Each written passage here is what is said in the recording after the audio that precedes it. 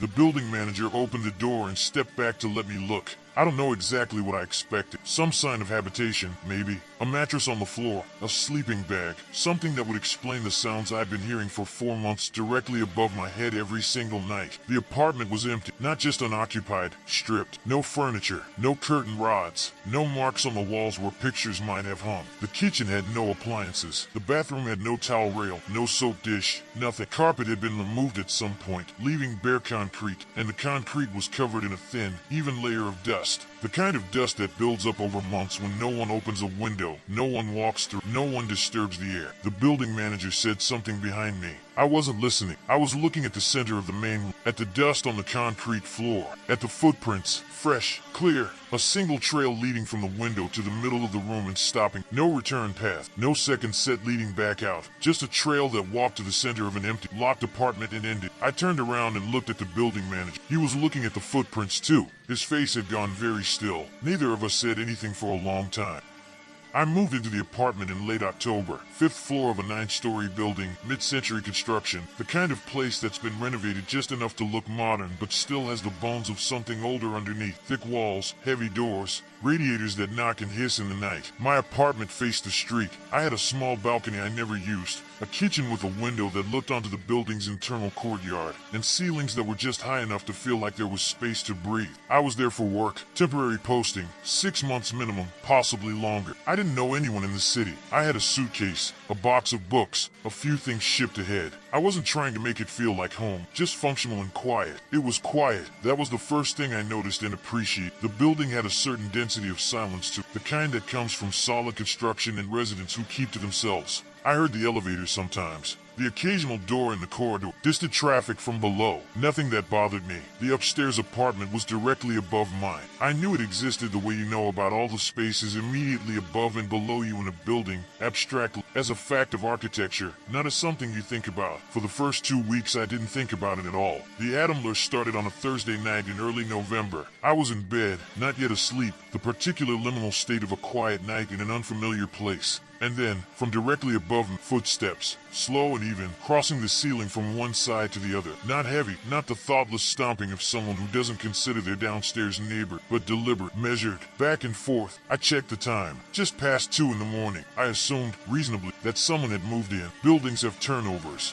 A new tenant, possibly jet lag, possibly a night worker, possibly just someone who couldn't sleep. I turned over and eventually drifted off. The next night it happened again. Same time, same pace, same path across the ceiling.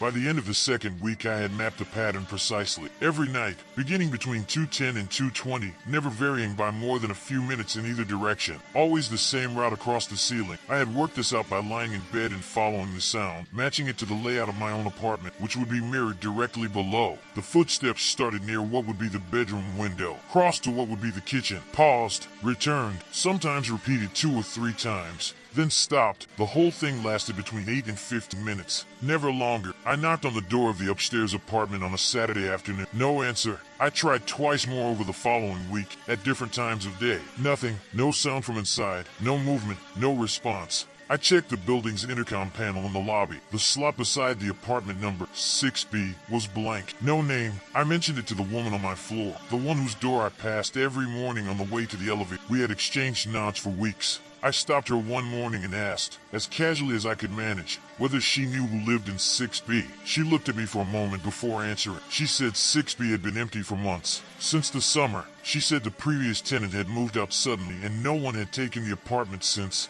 I said I'd been hearing footsteps from up there at night. She nodded slowly, the way someone nods when they recognize something they were hoping not to hear confirmed. She said she'd heard them too. She said she'd assumed it was me. That night I didn't sleep until after 3. I lay in the dark and listened to the footsteps move back and forth above me, and I thought carefully about the list of explanations available. Buildings settling, pipes, sound carrying from another floor, another apartment, distorted by the structure of the building, animals. All reasonable, all possible. None of them moved back and forth with the patience of someone who had nowhere to be. In the 3rd month I started leaving small markers. a piece of thread across the bottom of my door at night to see if anyone passed in the corridor. I checked it every morning. It was never disturbed. I tried to access 6B during the day. The door was locked, always. A standard lock that gave nothing when I pressed my ear against it. Silence. During the day, the apartment was absolutely silent. I bought a contact microphone, the kind used for recording acoustic instruments, and taped it to the ceiling of my bedroom. I ran it through an app on my phone set to activate on sound and record. The first night I got 40 seconds of footsteps, clear and close, the concrete carrying the sound directly into the mic. Back and forth, the pause at the kitchen end, the return, and then,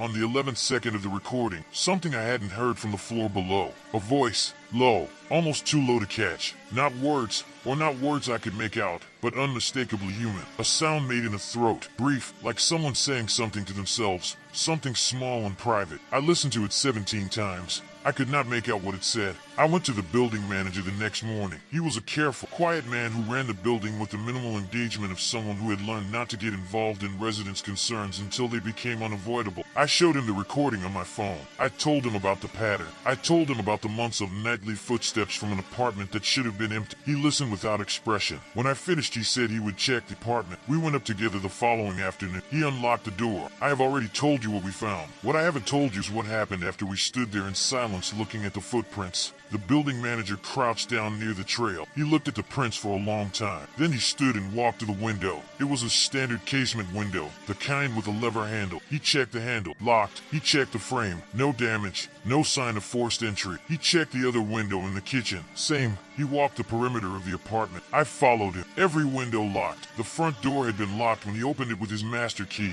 No sign it had been opened from inside. No second exit. No access from the building's exterior that I could identify. We were 6 floors up. The building's facade was flat. There was no adjoining, no fire escape on that side of the structure. One set of footprints leading to the center of the room. Stopping, the building manager called the police. They came, took photographs, wrote a report. They found no evidence of a break-in. They found no evidence of anyone having been in the apartment. They noted the footprints and said they would follow up. I received a reference number for the report. No follow-up came.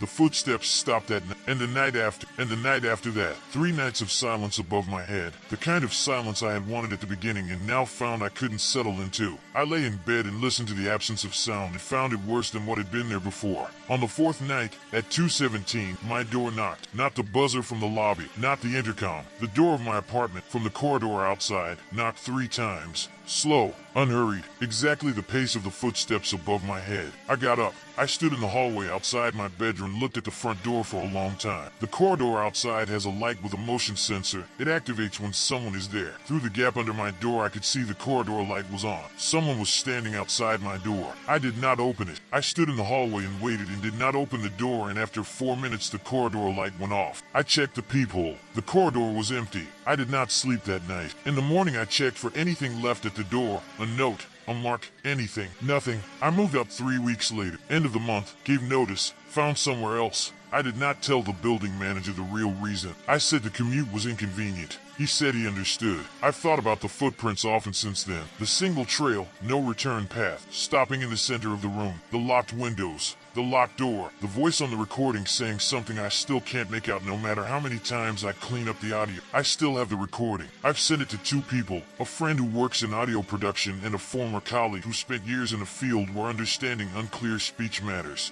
Both of them came back with the same answer. They could hear that it was a human voice. They could not determine what it was saying. My friend in audio said one thing before dropping the subject. He said whatever it was, it sounded close. Not close to the microphone, close to the person. Like someone speaking directly into another person's ear. I was alone in that apartment. The apartment above me was empty. I still don't know who was listening.